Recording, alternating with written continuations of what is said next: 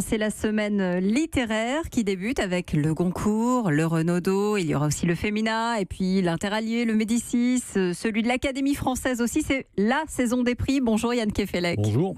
Merci d'être avec nous. Le plus prestigieux de ces prix, vous l'avez reçu vous en 1985 pour Les Noces barbares. Oui. Quand on est un auteur sélectionné, il y en a 4 aujourd'hui de finalistes pour le Goncourt, on est dans quel état d'esprit au matin du prix ? On est déjà plus soi-même. Il faut savoir que lorsqu'on n'a pas encore eu le prix Goncourt, on est plus soi-même, et que lorsqu'on aura le prix Goncourt, on ne sera plus soi-même et on ne le sera plus jamais. Il faudra totalement se réinventer.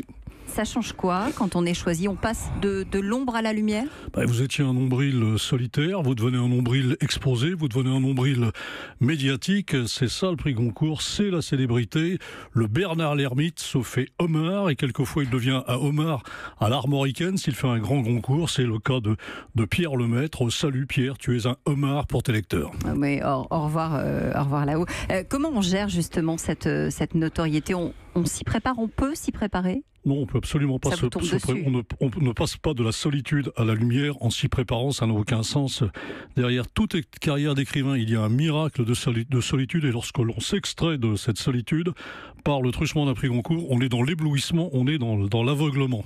C'est là où le prix Goncourt, c'est aussi un être humain, c'est un homme ou c'est une femme qui doit se montrer intelligent dans le succès, parvenir à faire le tour de cette comédie humaine sans s'égarer totalement.